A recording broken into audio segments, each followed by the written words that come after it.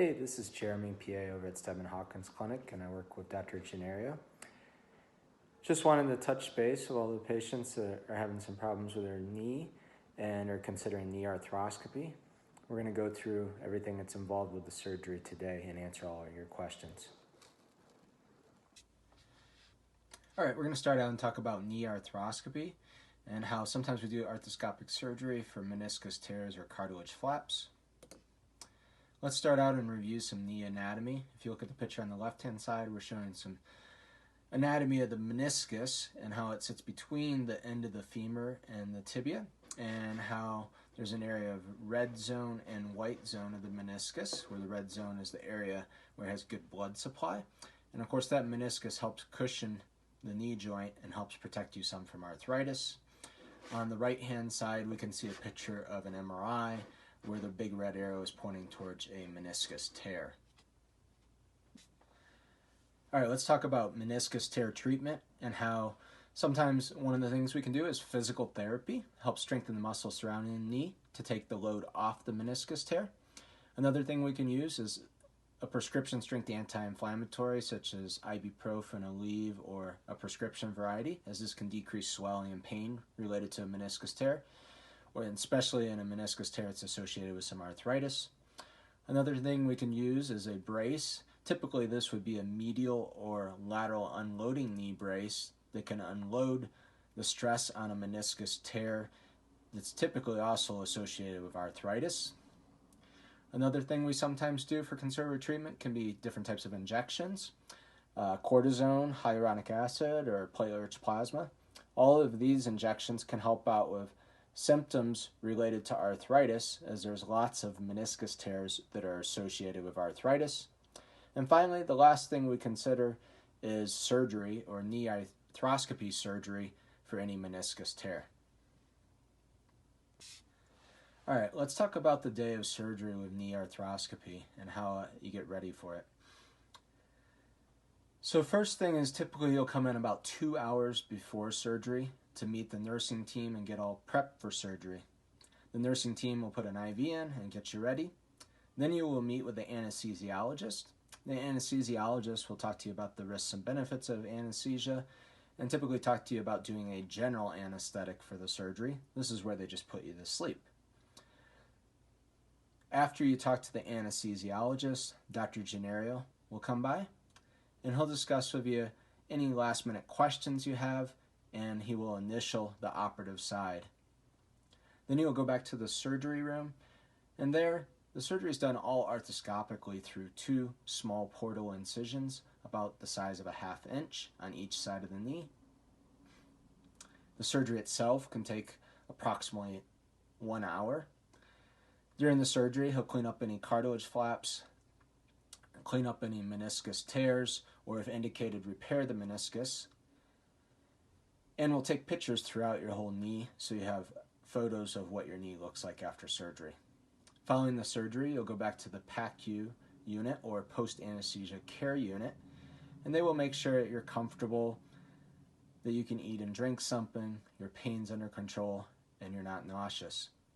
If you check all those boxes, you'll be sent home after surgery, typically 1 to 2 hours afterwards, as this is typically an outpatient surgery. If for any reason you're having any trouble, there is an option for 23-hour observation where you can stay overnight for surgery. All right, next thing, let's talk about the risks that are involved with surgery. Anytime you have surgery, there's some small risks: infection, bleeding complication, nerve injury, or blood clot. These things overall are extremely rare, certainly less than 1%, but they are things that we have to disclose as potential problems with surgery. Additionally, there can be risk with anesthesia, and the anesthesiologist will discuss with you the potential risks with general anesthetic. Let's talk about outcomes related to knee arthroscopy surgery. Overall, arthroscopic surgery is excellent for curing any pain related to the meniscus. Whether you have a meniscus tear where we remove some of it, or you have a meniscus tear that's repairable and we repair it, it's excellent for relieving pain related to the meniscus. And it's very rare to have any recurrent tearing of the meniscus. However, when you look at meniscus surgery If you have an unrepairable meniscus tear, there certainly is some increased risk for arthritis down the road. This is typically a decade down the road. However, when you look at studies, whether you end up doing arthroscopic surgery to remove some of the meniscus or you just leave the meniscus tear, there's probably not any increased risk for arthritis. Ultimately, if you leave it and don't do surgery, it's a non-functioning part of the meniscus, so it probably doesn't prevent you from any arthritis. So typically when you look at arthroscopic surgery, if you have an unrepairable meniscus tear, we're doing that to relieve your current symptoms. Last thing is there is some combination of meniscus tears and arthritis in some patients. So ultimately, again, we can be very good at relieving the pain related to a meniscus tear, but sometimes that arthritis is symptomatic down the road following surgery. This is when sometimes we look at different types of injections, such as cortisone or a hyaluronic acid product, to help relieve some symptoms and inflammation related to the underlying arthritis. All right, let's get familiar with postoperative medications. We tend to use these medications unless you have an allergy that would prevent it. First one, aspirin, 325 milligrams per day for 14 days. This is extremely important as we want to use it to help prevent blood clots. We live in altitude, which is a higher risk for blood clots. Next one, naproxen, which is very similar to Aleve, but it's a prescription anti-inflammatory. This helps with swelling and also decreases pain following surgery. Typically, we do this for a couple weeks. Norco is a narcotic pain medicine, and that can be used as short as just a day or two, and really as needed based off of your pain level and per the prescription instructions. Zofran is an anti-nausea medicine that some patients need after surgery. Next thing we look at is a postoperative plan. First, we start out with physical therapy right away after surgery. They'll give you some basic exercises for range of motion and initial quad activation. You'll go to physical therapy on a weekly basis and do a regular home exercise program. Initial restrictions after surgery will put you on crutches, 50% weight bearing for up to a week. Ultimately, this is just to decrease pain and swelling.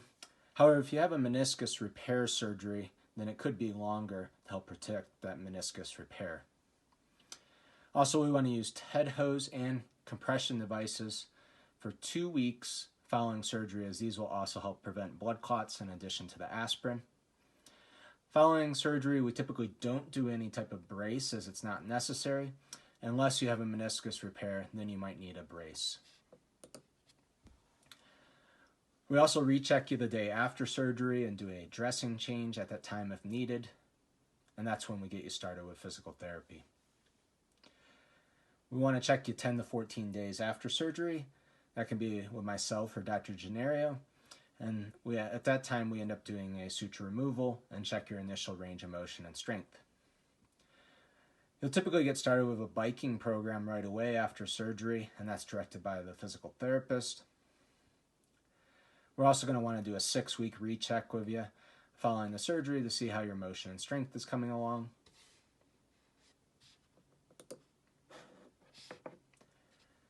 A few things to talk about in regards to pearls with surgery. Typically, it's about a 6 to 12-week recovery. In most cases, this could be a bit longer if you have a meniscus repair. Following the surgery itself, some patients need postoperative injections to help with some underlying arthritis. This could include cortisone, hyaluronic acid, or platelet-rich plasma injection.